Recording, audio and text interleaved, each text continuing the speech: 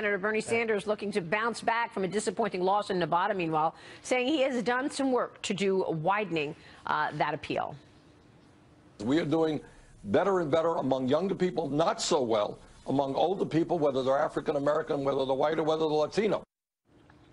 Joining us now to explain why millennials are feeling the burn, we want to bring in Red Alert Politics editor Ron Meyer and the National Review's Katherine Timpf. Good to see you guys. Thanks so much for joining us. We got a millennial panel here. What is so hot about Bernie Sanders, according to the millennials? Katherine. Well, it's not really about policies in this election. They're not even looking at what his policies would do or what they are. They're just saying, he said revolution, and I'm sick of the way things are, so anything's better than this. And yeah, it is. I'm mad too, and he's mad, and I don't think they're really looking into it more than that. Which is why I asked Ben and Jerry's ice cream founders, Ben Cohen and Jerry Greenfield, last hour, why they support Bernie Sanders. Listen to this. It's very important to make sure our viewers understand what they're talking about. So I just want to make sure that you are understanding where we are in terms of, so what do you think the highest tax rate should be? Boy, as I said, I'm not an economist. I don't think anybody right now can say what that's going to be. But I'll tell you, I do believe, along with the majority of people in the upper incomes, that we should be paying more taxes. Oh, well, there you go.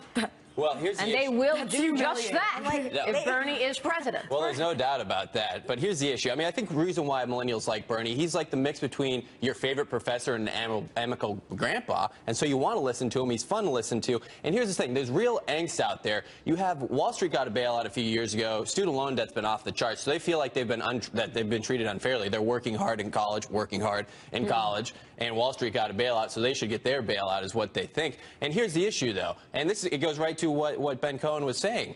You know, this tax plan that Bernie's put out would kill 6 million jobs. And 6 million jobs for whom? Millennials, young people, the next generation. And if people who are supporting Bernie understood that, maybe they wouldn't support him. But here's the thing. Where are Republicans on this? Republicans aren't saying anything on this to debunk these errors. They aren't going to campus. They aren't doing anything. Well, maybe they want to go up against Bernie Sanders in the general election, so they're going to wait for a couple of months. If you look at the polls, Bernie's polling 5 to 10 points better than Hillary Clinton is against Republicans. So you think they will go up against Bernie in the general? They could. Yeah. How do you see it, maybe? I think when I was in college, I was a lot more liberal than I am now. I think it's really easy when you're not paying taxes and you don't have a job to get caught up in, yeah, free everything. I'm going to get free pizza all day long. Everything's going to be amazing. I agree. The biggest problem I have with Republicans during debates is not everyone is like everyone on this panel, except me. When you don't understand the economy, when you don't understand how taxes work, you don't understand what real life is, you have to make this easy and accessible. And Bernie Sanders brands himself very well in a way that I think people can put into one tweet.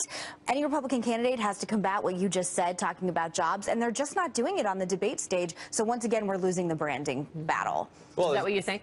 Well, there's no doubt about it. And so the question is, what are Republicans going to start doing? Because here's the thing. If they don't start trying to win young people early on in this campaign, they never are. And if we keep punting this problem of winning young people, winning diverse people to the next election after next election, guess what? Millennials are the biggest group of eligible voters this election. Imagine what's going to happen next election. Yeah, Bernie's specifically reaching out and saying, hey, millennials, I care about you, and I know things aren't fair, and I'm going to help you out. Whereas a lot of the people on the conservative side are saying millennials are idiots for supporting Bernie. Instead, should be saying, oh, wait, no, I know he's actually going to hurt you, and this is why, and this is what we're offering, solutions rather than just criticism. But when you actually look at the numbers, I mean, free college, free health care. Impossible. It's impossible. Does anyone really believe that they're going to get free college? The problem is it exacerbates the stereotype that millennials are basically like grown-up infants, that we can't take care of ourselves, and that when we grow up, we don't want to be self-reliant, we don't want to have jobs, we just want everything handed to us for free. So actually, I also think that on a generation level, we're being branded really poorly by Bernie Sanders. Well, absolutely. And here's the thing. You have Hillary Clinton out there saying, well, maybe we can't do tuition free, but we can do debt free with a tax on,